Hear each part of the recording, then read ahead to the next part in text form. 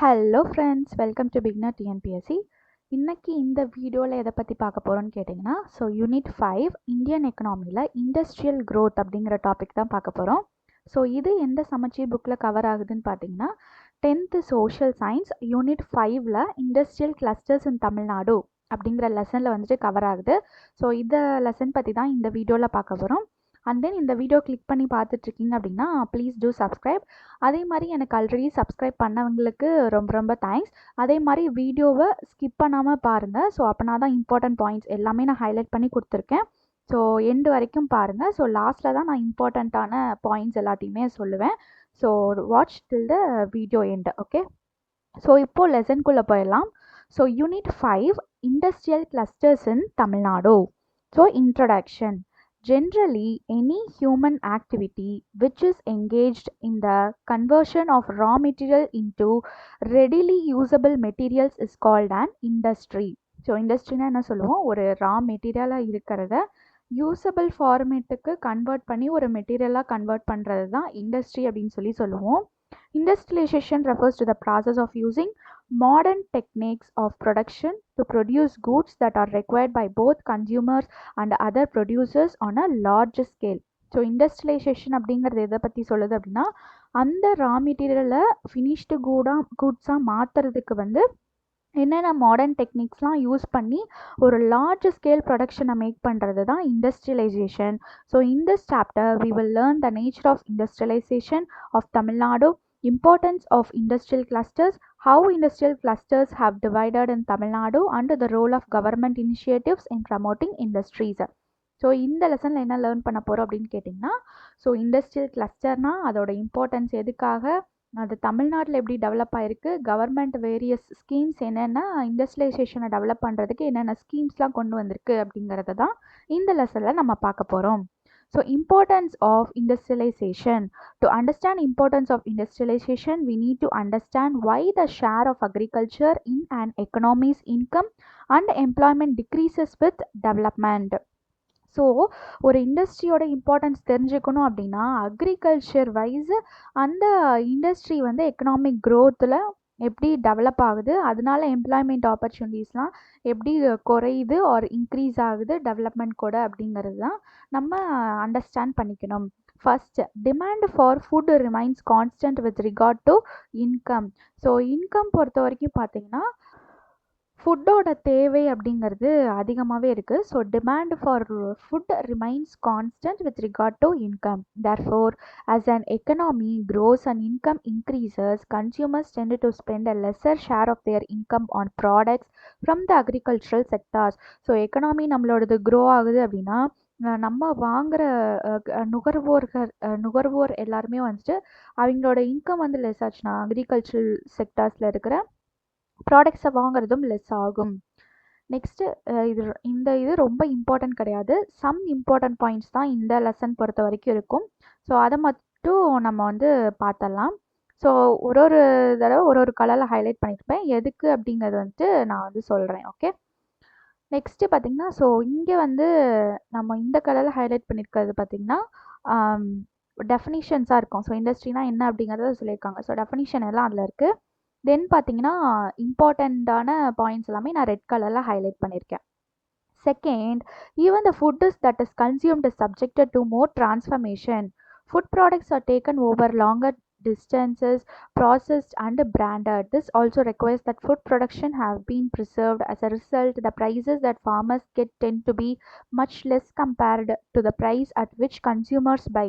என்ன சொல்கிறாங்க அப்படின்னா, ஃபுட் அப்படிங்கிறது ஒரு காலகட்டத்தில் ஒரு மாதிரி டிரான்ஸ்ஃபர்மேஷன் ஆகிட்டே இருக்குது. அதில் பார்த்தீங்கன்னா ஒரு ஃபுட் ப்ராடக்ட் அப்படிங்கிறத ரொம்ப டிஸ்டன்ஸுக்கு ட்ராவல் பண்ணி தான் அதை ஒரு ப்ராசஸ் பண்ணி மேனுஃபேக்சர் ஒரு அக்ரிகல்ச்சரல் ப்ராடக்டாக ரா மெட்டீரியலாக இருக்கிறத ஒரு ஃபைனல் ப்ராடக்டாக ஃபுட் ப்ராடக்டாக நம்ம கன்வெர்ட் பண்ணோம். அதுக்கு நிறையா ப்ராசஸ் இருக்குது. Brandings and then longer distance travel பண்ணி தான் அந்த ஃபுட் ஒருத்தருக்கும் போய் சேருது. அதுக்காக ஃபுட் ப்ராடக்ட்ஸை நம்ம ப்ரிசர்வ் பண்ண வேண்டிய நிலமை வருது. அதனால ஃபார்மர்ஸ் ஸ்பெண்ட் பண்ணுற மணி ரொம்ப அதிகமாக இருக்குது. கன்சியூமர்ஸ் அந்த ப்ரைஸ் கொடுத்து அந்த பொருளை வாங்குறத விட ஃபார்மர்ஸ் இது பண்ணுறது ரொம்பவே ஹை ப்ரைஸாக தான் அவங்க போட வேண்டியதாக இருக்குது. Third, there are limits to the ability of agriculture to absorb labor due to the declining marginal productivity of land. So இங்கே என்ன சொல்கிறாங்க அப்படின்னா, அக்ரிகல்ச்சருக்கு வந்து லேபர் அப்படிங்கிறவங்க முதல்ல தேவைப்பட்டுட்டு இருந்தாங்க. இப்போ என்னன்னு பார்த்தீங்கன்னா வந்துட்டு ப்ரொடக்ஷன் ஆஃப் லேண்ட் வந்துட்டு கொஞ்சம் கொஞ்சமாக அதோட வளத்தை வந்து இழந்துக்கிட்டே வர்றதுனால, ஸோ லேபரோட இதுவும் பெருசாக இருக்கிறதில்ல. Wages too cannot therefore increase, and as a result poverty levels may remains high, especially when more and more people continue to rely on agriculture for their livelihood. So இங்கே என்ன சொல்கிறாங்க அப்படின்னா, ஸோ ப்ரொடக்டிவிட்டி வந்துட்டு சாயிலில் இல்லாதப்போ, so அதில் வந்து ஏதோ ஒரு கல்டிவேஷன் பண்ணோம் அப்படின்னா அது வந்து அக்ரிகல்ச்சர் பண்ணுறவங்களுக்கு ரொம்பவே லாஸாக தான் இருக்கும். ஸோ அப்போ அக்ரிகல்ச்சரை நம்பி ஒரு பாவர்ட்டியில் இருக்கவங்க அக்ரிகல்ச்சர் நம்பி போனாங்க அப்படின்னா அவங்க இன்னும் பாவர்ட்டி லெவல் ஹை ஆகிட்டே தான் போகும் அப்படின்னு சொல்கிறாங்க. Due to all these factors, there is a need for an economy's production and employment base to diversify away from agriculture. So இப்போ அக்ரிகல்ச்சர்லேருந்து வெளியே வந்து ஸோ அவங்களுக்கான ஒரு எம்ப்ளாய்மெண்ட் ஆப்பர்ச்சுனிட்டியை வந்து அவங்க தேடிக்கணும். ஸோ அதுக்காக நம்ம என்ன பண்ணோம், எம்ப்ளாய்மெண்ட் ஆப்பர்ச்சுனிட்டியை நிறையா க்ரியேட் பண்ண வேண்டிய அவசியம் ஏற்படுது.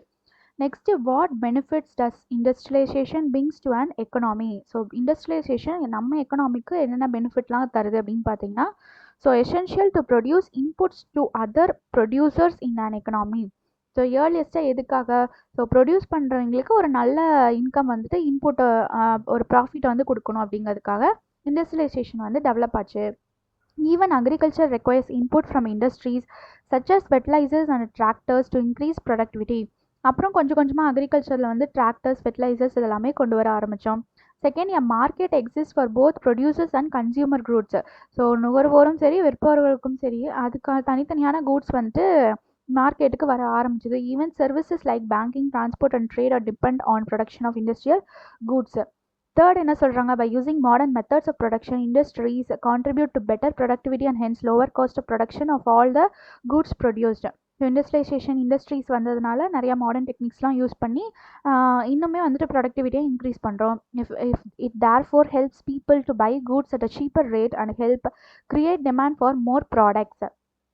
ஸோ அதனால் என்ன ஆகுது அப்படின்னா, பீப்புள் வந்து ஈஸியாக வந்து அந்த பொருளை வந்து வாங்க முடியுது. ஏன்னா அதிகமாக it will be abundant when created with modern methods. அதனால் வந்துட்டு பார்த்திங்கன்னா பையர்ஸ் வந்துட்டு ஈஸியாக வாங்கிக்குவாங்க. ஸோ அதனால் அந்த பொருட்களுக்கு வந்து தட்டுப்பாடு ஏற்படும். ஸோ மோர் ப்ராடக்ட்ஸை நம்மளால் உற்பத்தி பண்ண முடியும். Fourth, through such expansion of production industrialization helps to observe the labour force coming out of agriculture. So இதனால் என்ன ஆகுது, நிறையா லேபர்ஸுக்கு வந்து ரொம்பவே ஹெல்ப்ஃபுல்லாக இருக்குது. இண்டஸ்ட்ரியலைசேஷன் அப்படிங்கிறது ஒரு எம்ப்ளாய்மெண்ட் ஆப்பர்ச்சுனிட்டியை க்ரியேட் பண்ணுது. Employment generation is therefore an important objective of industrialization. Fifth, the relative advantage of industrialization is therefore technological change. Through use of modern techniques, industrialization contributes to learning of such methods and their improvement. As a result, labor productivity, that is output per unit of labor input, increases, which can help workers earn high wage. So அதே தான் modern technology use பண்ணி புது புது techniques எல்லாம் கண்டுபிடிச்சி அதை learn பண்ணி வந்து ஒருத்தவங்க வந்து லேபர் வந்துட்டு விவசாயம் பண்ணும்போது அவங்களுக்கு வந்து வேஜஸ் வந்துட்டு அதிகமாகவே கிடைக்கிது. Sixth, expanding incomes lead to more demand for goods and services. So income வந்து இப்போ அதிகமாக கொடுக்குறோம் அப்படின்னா கூட்ஸ் அண்ட் சர்வீசஸ்க்கான டிமாண்ட் வந்துட்டு இன்க்ரீஸ் ஆக ஆரம்பிக்கும். Types of industries can be classified on the basis of யாரை பொறுத்தெல்லாம் இண்டஸ்ட்ரி கிளாஸிஃபை ஆகுதுன்னு பார்த்தீங்கன்னா, user, type of input used, ownership, then size. Okay, so users அப்படிங்கிறவங்க, if the output is consumed by the final consumer it is called a consumer goods sector. So ஒரு product வந்துட்டு ஒரு final product வந்துட்டு ஒரு கன்சியூமரால் வாங்கப்பட்டுச்சு அப்படின்னா அதை வந்து consumer goods sector அப்படின்னு சொல்லுவோம். If the output is consumed by another producer, இப்போ ஒரு ப்ரொடியூசர் இது பண்ணி ஒரு சந்தையில் இருக்கிறாரு, அதை இன்னொரு ப்ரொடியூசர் வாங்கிட்டு போய் அவரோட லாபத்துக்காக விற்றார் அப்படின்னா கேபிட்டல் கூட்ஸ் செக்டார் அப்படின்னு சொல்லுவோம். There are industries that produce raw material for other industries such as cement and steel. Such industries are basically basic goods industries. So ஒரு இண்டஸ்ட்ரி இன்னொரு இண்டஸ்ட்ரிக்கான ரா மெட்டீரியல் வந்து கொடுக்குது அப்படின்னு கேட்டிங்கன்னா அது வந்து பேசிக் குட்ஸ் இண்டஸ்ட்ரின்னு சொல்லுவோம். Next, types of inputs used. Industries are classified based on the kind of raw material used, such as agro processing, textile sector, rubber products, leather goods, etc. So raw மெட்டீரியலை பொறுத்தும் industries வந்து classify பண்ணலாம். Ownerships. Firms may be privately owned, publicly owned, jointly owned by the private and public sector, joint sector or cooperatively owned. Okay, ownership பொறுத்து. So public sector, private and public sectors, private and cooperative joint sectors இதெல்லாமே வரும். So இது ownership base பண்ணியும் இண்டஸ்ட்ரியை classify பண்ணலாம். Next is size. Firms may be large, small or medium based on their volume of output, sales or employment or the basis of the amount of investment made. There are also micro or tiny enterprises that are smaller than even smaller firms. So இதெல்லாமே it's not much important, but எதுக்கு line by லைனாக read பண்ணிட்டு வரோம் அப்படின்னா, so நம்மளுக்கு ஏதாவது ஒரு இடத்துல ஹெல்ப்ஃபுல்லாக இருக்கும் அப்படிங்கிறதுக்காக தான் லைன் பை லைனாக ரீட் பண்ணுறோம். ஸோ அசர்ஷன் அண்ட் ரீசன்லாம் பார்க்கும்போது, ஸோ நம்ம இப்போ ரீட் பண்ணோம் அப்படின்னா நம்மளுக்கு ஒரு அங்கே ஆன்சர் பண்ணுறதுக்கு ரொம்பவே ஈஸியாக இருக்கும். அதனால தான் லைன் பை லைன் ரீட் பண்ணிட்டு போயிட்டுருக்கோம். நான் இம்பார்ட்டன்ட் பாயிண்ட்ஸை கூட அதை மட்டும் எடுத்து கூட சொல்லிட்டு போகலாம். ஸோ லைன் பை லைனாக ரீட் பண்ணுறது இதுக்காக தான். எங்கேயாவது ஏதாவது ஒரு இடத்துல நம்மளுக்கு அது யூஸ் ஆகும். அதுக்காக தான் லைன் பை லைனாக ரீட் பண்ணிகிட்ருக்கோம். ஓகே, ஸோ இங்கே பார்த்தீங்கன்னா the small sector is seen as important for two reasons. One, it is believed to generate more employment than the large scale sectors, which is likely to use more advanced and automated technologies and therefore may not generate enough employment. So இங்கே என்ன சொல்கிறாங்க அப்படின்னா, smaller sector வந்து ரொம்பவே இம்பார்ட்டன்ட்னு சொல்கிறாங்க. எதுக்காக அப்படின்னா 2 ரீசன்ஸ்க்காக. First one பார்த்தீங்கன்னா, மோர் எம்ப்ளாய்மெண்ட்டை வந்து லார்ஜ் ஸ்கேல் செக்டார்ஸ் விட ஸ்மால் ஸ்கேல் செக்டார்ஸ் தான் நிறையா ப்ரொடியூஸ் பண்ணுவாங்க. ஏன்னா நிறையா டெக்னாலஜிஸ் அவங்க புதுசாக யூஸ் பண்ணுவாங்க. நெக்ஸ்ட்டு அட்வான்ஸ்டு டெக்னாலஜிஸ் எல்லாமே யூஸ் பண்ணுவாங்க. எம்ப்ளாய்மெண்ட் ஜென்ரேட் பண்ணுறதுக்கும் எனஃபாக இருக்கும்.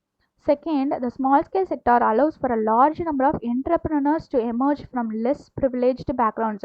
ஸோ என்டர்பிரனர்ஸ் எல்லாருமே புதுசாக தொழில் தொடங்குறவங்க எல்லாருமே ஸ்மால் ஸ்கேல் செக்டார்ஸ் வந்து தான் ஃபஸ்ட்டு தொடங்குவாங்க இல்லையா. ஸோ அப்படி தொடங்கும் போது என்டர்பிரனர்ஸ் வந்து அதிகமாவாங்க. என்டர்பிரனர்ஸ் அதிகமானால் இந்தியன் எக்கனாமி வந்துட்டு நிறையா க்ரோத் ஆகும், அப்படிலாம் கான்ட்ரிபியூட் பண்ண முடியும் அப்படின்லாம் பார்த்துருப்போம். So based on expenses of industrialization in different parts of the world, it is believed that when small firms specializing in one sector or geographically concentrated in specific location and linked to one another through production and learning, they tend to be equally if not more equivalent than large scale enterprises. Such agglomerations of small firms are called industrial clusters. So industrialisation அப்படிங்கிறது different parts of வேர்ல்டில் நடந்துகிட்டே தான் இருக்குது. So small ஃபர்ம்ஸும் ஒரு செக்டாரில் ஸ்பெசிஃபிக்கான geographic லொக்கேஷனில் இல்லை பார்த்திங்கன்னா அந்த ஸ்பெசிஃபிக்கான லொக்கேஷனில் ப்ரொடக்ஷன் அண்ட் லேர்னிங் இதெல்லாமே ஸ்மால் ஸ்கேல் ஃபர்ம்ஸ் எல்லாமே எக்ஸ்பீரியன்ஸ் பண்ணாங்க. அது வந்துட்டு ஒரு லார்ஜ் ஸ்கேலை விட ஸ்மால் ஸ்கேல் வந்துட்டு ரொம்பவே எஃபிஷியண்ட்டாக இருக்கும். அந்த ஸ்மால் ஸ்கேல் இண்டஸ்ட்ரீஸ் செக்டார்ஸ் எல்லாமே சேர்ந்து ஒரு லார்ஜ் ஸ்கேல் என்டர்பிரைசஸாக ஃபார்ம் ஆகுது, எஃபிஷியண்ட்டாக ஃபார்ம் ஆகுது. அதுதான் வந்துட்டு நம்ம இண்டஸ்ட்ரியல் கிளஸ்டர்ஸ் அப்படின்னு சொல்லி சொல்கிறோம்.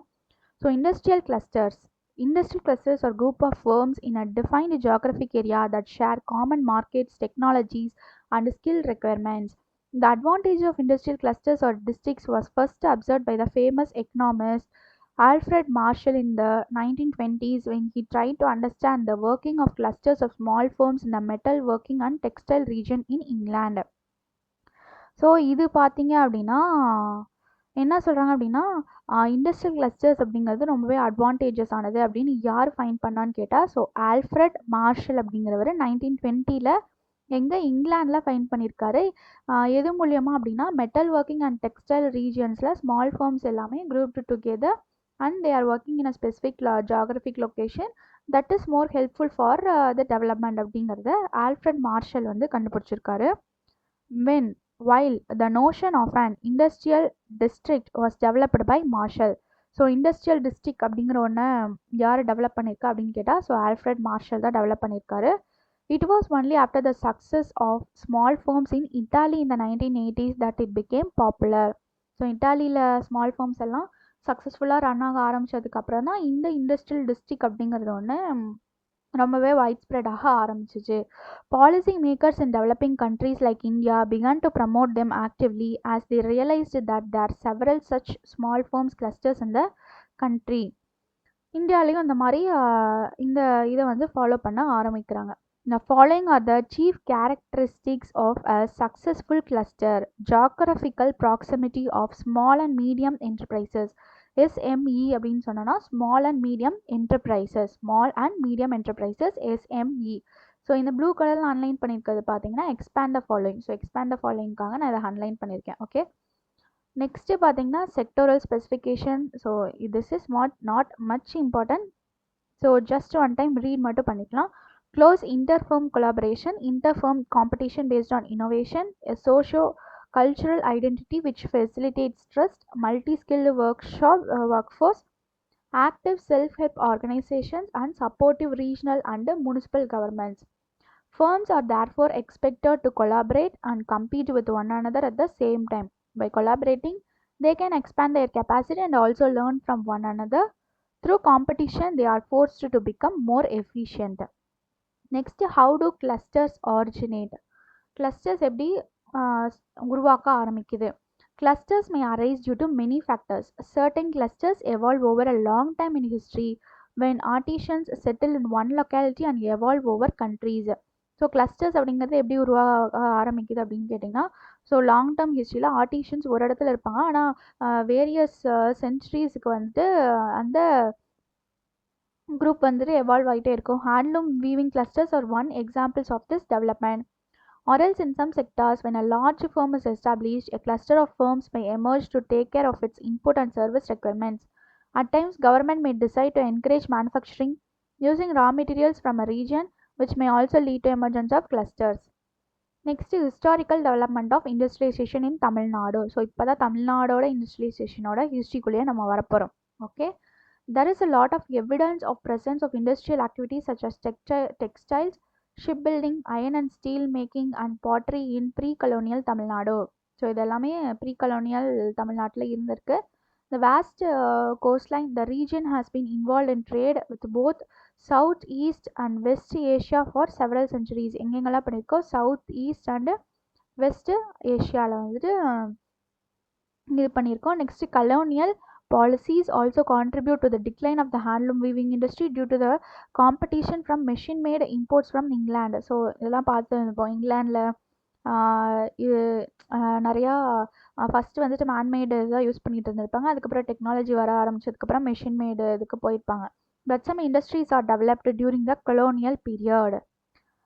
Industrialization in the colonial period. There are two sets of factors that has contributed to the process. என்னென்ன? First introduction of cotton cultivation in western and southern Tamil Nadu by the colonial government. என்ன பண்ணாங்க colonial government? Western and southern தமிழ்நாட்டில் வந்து cotton cultivation அப்படிங்கிறத ஒன்று first கொண்டு வந்தாங்க. Lead to the emergence of large scale textile sectors in these parts. Second, increase in trade during this period led to industrial development around two of the most active ports in the region, Chennai and Tuticorin. So இங்கே பார்த்தீங்க அப்படின்னா, so first cotton கல்டிவேஷனுக்கு வந்திருக்கு. Next இண்டஸ்ட்ரீஸ்லாம் development ஆக ஆரம்பித்து 2 போர்ட்ஸில் வந்து இது பண்ணாங்க. எங்கே? சென்னை அண்ட் துட்டிகோரின். இது இம்பார்ட்டன்ட். சென்னை அண்ட் துட்டிகோரினில் இந்த 2 போர்ட்ஸ்லேயும் வந்துட்டு இண்டஸ்ட்ரியல் டெவலப்மெண்ட் அப்படிங்கிறது இன்க்ரீஸ் ஆக ஆரம்பிக்குது. Many factories too emerged during the colonial period. இந்த எங்கள் சிவகாசி, அடுத்தது சிவகாசி ரீஜனில் அது எதுக்கு ஃபேமஸ் ஆக ஆரம்பிச்சது? ஃபயர் ஒர்க் ப்ரொடக்ஷனும் பிரிண்டிங்க்கும் ஃபேமஸ் ஆக ஆரம்பிச்சிச்சு. ஓகே, ஸோ இந்த கலரில் ஹைலைட் பண்ணியிருக்கிறது பார்த்தீங்கன்னா, ஸோ ஸ்பெசிஃபிக்கான ரீஜியன்ஸ் எல்லாமே அது எதுக்காக இப்போது சிவகாசி அப்படின்னாலே fire works and printing, leather production அப்படின்னாலே Dindigul, Vellore and Ambur areas. So இந்த மாதிரி இருக்கிறதெல்லாம் நான் கிரே கலரில் ஹைலைட் பண்ணியிருக்கேன். Okay, next, in western Tamil Nadu, emergence of textile industries also led to demand and starting of textile machinery industries in the region. So textile machinery regions எல்லாமே இது பண்ண ஆரம்பிச்சாங்க. So textile machinery industries in turn led to the rise of a number of small workshops for repair and producers of machinery components. So இப்போது industrialisation வந்துருச்சு. So அதில் இருக்க மெஷின்ஸுக்கு எல்லாத்தையுமே வந்துட்டு அது ஏதாவது ரிப்பேர் ஆயிடுச்சு அப்படின்னா அதுக்கான ஸ்மால் ஒர்க் ஷாப்ஸ் எல்லாமே வேணும். ஸோ அதுக்காக அதெல்லாம் ஸ்டார்ட் பண்ண ஆரம்பித்தாங்க. அனதர் மேஜர் டெவலப்மெண்ட் இந்த வெஸ்டர்ன் ரீஜன் இந்த இன்ட்ரடக்ஷன் ஆஃப் எலக்ட்ரிசிட்டி. ஸோ இது important. So introduction of electricity from hydroelectric power எப்போ? 1930s. Availability of electricity allowed for use of oil engines of drawing groundwater. This led to both expansion of agriculture as well as increase in demand for oil engines. So oil இன்ஜின்ஸுக்கும் demand ஏற்பட்டது, plus அக்ரிகல்ச்சரை expand பண்ணுறதுக்கும் demand ஆச்சு. In turn it led to emergence of work shops for servicing engines and also for addressing the demand of spare parts. Foundries began to be set up and agricultural machinery began to be produced. Next நான் இம்பார்ட்டண்ட்டானதை மட்டும் நான் தெளிவாக சொல்லுவேன். So மற்றதெல்லாம் just once read பண்ணிட்டாலே enough. Okay. Next, post-independence to early 1990s. Soon after independence, several large enterprises were set up by both the central and the state governments in different segments, such as. So என்ன ஆகுது, இண்டிபெண்டன்ஸுக்கு அப்புறம் large number of enterprises எல்லாமே central லெவல்லையும் state level கவர்மெண்ட்லேயும் இதுவாக ஆரம்பிச்சிச்சு. So வந்துட்டு அதில் பார்த்தீங்க அப்படின்னா அதில் எது வருது, integral coach factory in Chennai to make railway coaches and the Bharat Heavy Electrical Limiters in Tiruchirappalli, BHEL னு சொல்லுவோம். ஸோ அதுவும் ப்ளஸ் இன்டெக்ரல் கோச் ஃபேக்ட்ரி சென்னையிலையும் வந்துச்சு. எதுக்காக, ரயில்வே கோச்சஸ்லாம் பண்ணுறதுக்காக இந்த ரெண்டு இதுவும் வந்துச்சு. இது எதுக்காக வந்துச்சு, பாரத் ஹெவி எலக்ட்ரிக்கல் லிமிடெட் அப்படின்னா to manufacture the boilers and turbines. BHEL in turn led to the emergence of an industrial clusters of several small firms catering to its input requirements. Next பார்த்தீங்கன்னா heavy vehicles factory was set up to manufacture tanks இங்கே Avadi on the outskirts of Chennai. So ஆவடியில் வந்துட்டு heavy vehicles factory அப்படிங்கிறத start பண்ணுறாங்க. Standard Motors to started manufacturing cars in Chennai. So Standard மோட்டார்ஸும் சென்னையில் வந்துட்டு